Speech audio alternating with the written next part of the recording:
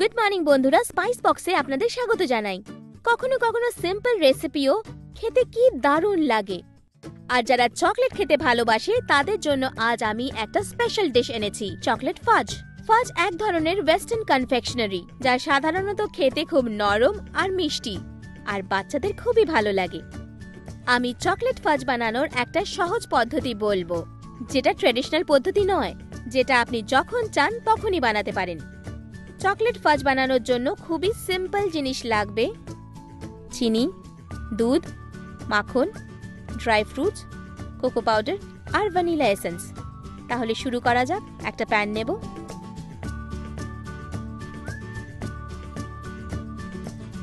এতে অ্যাড করব মাখন, চিনি আর দুধ। প্রথমে আমি মাখন নেব।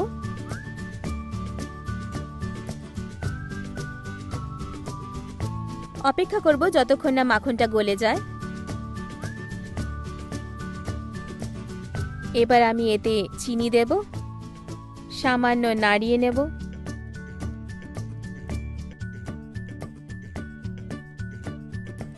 এরপর এতে সামান্য দুধ মেশাবো।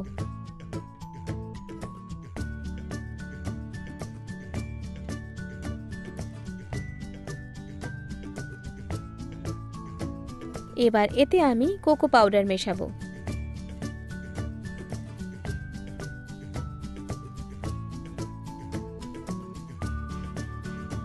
এবার এটাকে ক্রমশ স্টার করব।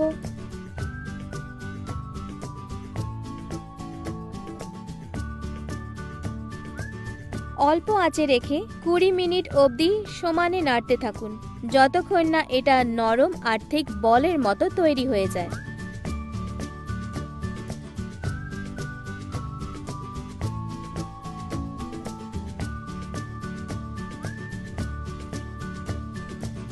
ফাজ প্রায় রেডি হয়ে গেছে। যে কনসিস্টেন্সি আমি চেয়েছিলাম সেটা পেয়ে গেছি। এবার আমি এটাকে চেক করব আর দেখব, হ্যাঁ, তাহলে ফাজ তৈরি হয়ে গেছে। যেরকম কনসিস্টেন্সি চেয়েছিলাম সেটাই পেয়েছি। এরপর আমি ভ্যানিলা এসেন্স অ্যাড করব। খুবই সামান্যই অ্যাড করব, ধরুন প্রায় হাফ টিস্পুন। এটাকে ভালো করে নাড়িয়ে নেব। তৈরি হয়ে গেছে। আমি তো গন্ধও পাচ্ছি। এবার এর মধ্যে আমি ড্রাই ফ্রুটস অ্যাড করব।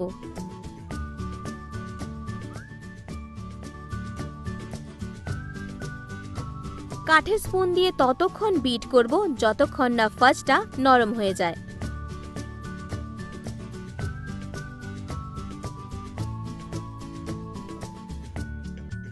বিট করে নেওয়ার পরে এই মিশ্রণটাকে একটা গ্রিস করা প্লেটে রাখুন আর রুম টেম্পারেচারে ঠান্ডা করুন।